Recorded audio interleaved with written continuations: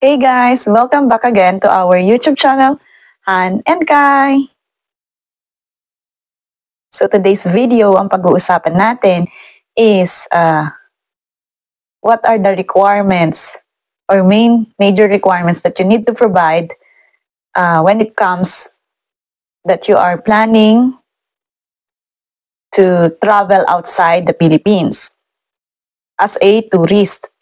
So, if you watch yung previous vlog natin, na-share ko dito yung nangyari sa Bureau of Immigration natin sa Philippines. Kaya sila naghihigpit ngayon. Dahil sa nangyaring yon, mas magiging strict ang ating immigration when it comes to tourist. So, for you to be aware, lalo na kung first-time traveler ka or solo traveler and you don't have idea, then this video will help you to provide the documents that you need. So, as a first-time traveler, these are the documents na makakatulong sa'yo upang mapadali or maging smooth ang iyong paglabas ng bansa. And you are prepared, di ba? For you to show them na purely tourist lang ang purpose mo.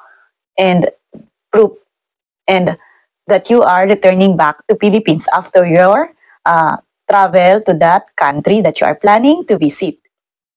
So ilalagay natin dito ang mga documents na dapat mong i-provide para manote mo din siya and mas madali mong ma-catch up yung mga documents na i-ready mo soon. So the main requirements or the number one main requirements that the immigration officer is looking for you for this document is your Philippine passport. That is valid for at least 6 months after your intended stay. Okay, your Philippine passport. The next document that you need to provide, lalo na kung like Schengen countries, is your valid visa for the countries requiring a visa. So kung yung pupuntahan mong country or yung leisure trip na plan mong country puntahan, they need or requiring a visa, of course, you already apply for this visa first for your application in consulate of in the Philippines, like the German embassy or in the VFS Global, if ever it's a Schengen country. So these are the consulate located in the Philippines that you already apply for your visa first, okay? A valid visa. So it's better guys na kayo yung mag-process kasi normally the VFS or the embassy need ng personal appearance mo kasi you need for your biometric. Don't do the last vlog natin yung nangyari kaya naghihigpit yung immigration dahil nag-provide sila ng fake visa and they do it or suggesting a assistant or helping in the assistance from the travel agency, and this travel agency is scam, di ba? So mag-ingat kayo guys, it's better you do or apply for your own visa kasi they need a personal appearance din and your biometric. They need to get your biometric in the appointment date of your visa application, okay? So ano pa? Return flight tickets, okay? So of course, if you are a tourist, hindi lang dapat na one way ang hawak mong ticket, kundi two-way, okay? So dapat guys, valid din yung flight tickets or returning tickets mo, okay? Kasi they will find it if it's a fake, okay? So dapat valid yan guys. May confirm or reference number details dun sa returning flight tickets mo, okay? So the next document that you need to provide is your confirm accommodation hotels or confirm hotel bookings, okay? So they also need to check your accommodation confirm hotel bookings, okay? So that's also the documents that the immigration will look for you. So you should have that in case na tourist visa ka lang. Then, your plan itineraries or day-to-day itineraries.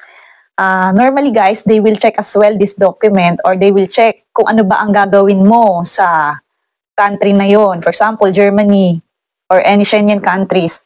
So during 5 days, for example, na 5 days yung ni-request mong visa or 5 days yung travel trip mo. So they like to know kung ano yung gagawin mo doon. So mas maganda na may printed day-to-day itinerary ka or dapat din naka-ready sa mind mo kung ano yung mga gagawin mo. Kasi minsan guys, I think I watch other videos as well during their experience, na-encounter nila na yung immigration officer hinanap sa kanila or tinanong sa kanila kung ano yung gagawin nila sa day 1, day 2, day 3, day 4, day 5.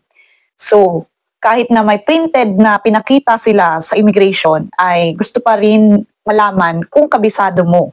So, mas maganda guys na kahit may printed kang papel na day-to-day itinerary, mas maganda guys, kabisado mo yung mga gagawin mo.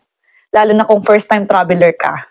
Okay? Kaya, kasi mahigpit sila, lalo na kung first-time mo. Pero kung ma-experience ka naman before, ay alam ko na magiging smooth yung travel mo. So, this video is only for first time na walang ka-idea. So, mas maganda guys na kabisado mo and ready ka sa mga itatanong nila at ibabato sa'yo. Okay?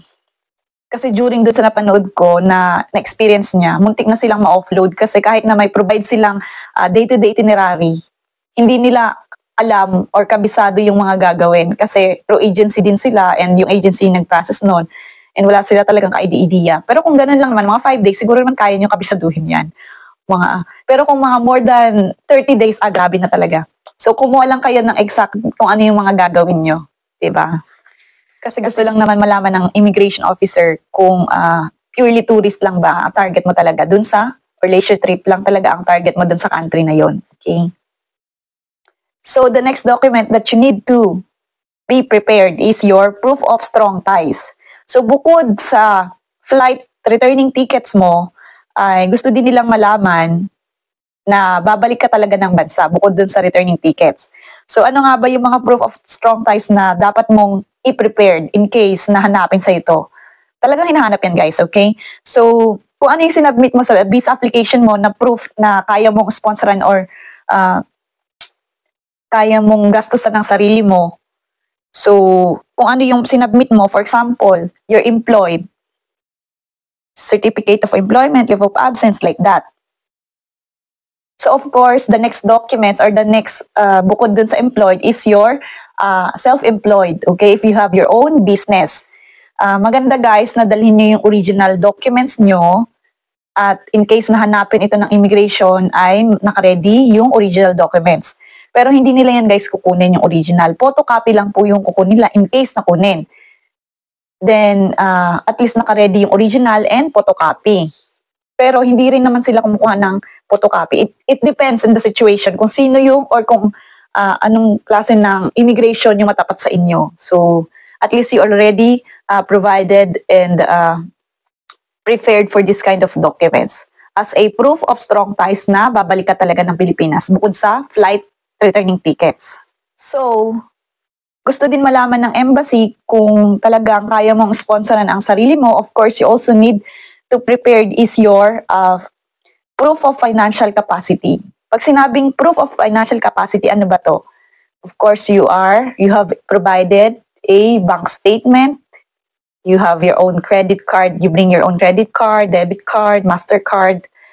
You have cash. You don't need to show the money, but you have your pocket money and bank statement and bank certificate. So, these are the documents na possible hanapin sa'yo if kaya mong sponsoran ang sarili mo during your travel. Okay? So, the last documents that you need to provide is the e-travel declaration form.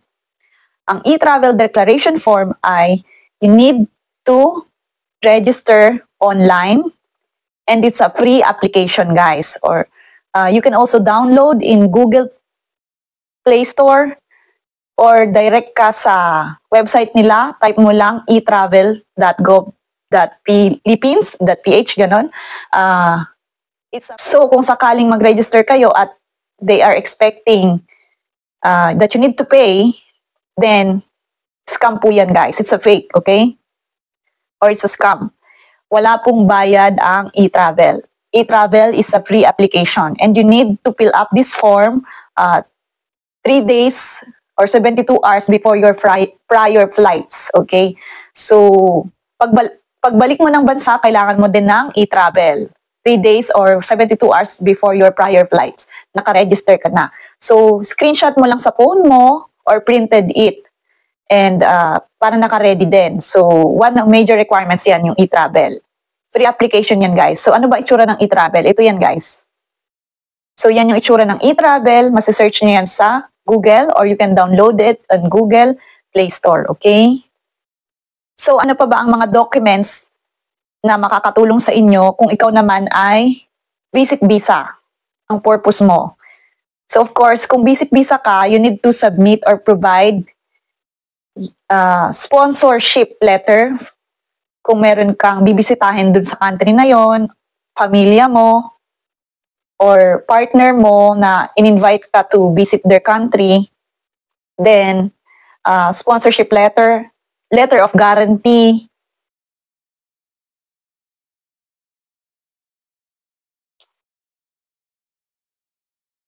passport nung taong nag-invite sa'yo, or any valid IDs na makakatulong or proof na ito yung invitee mo or yung sponsor mo.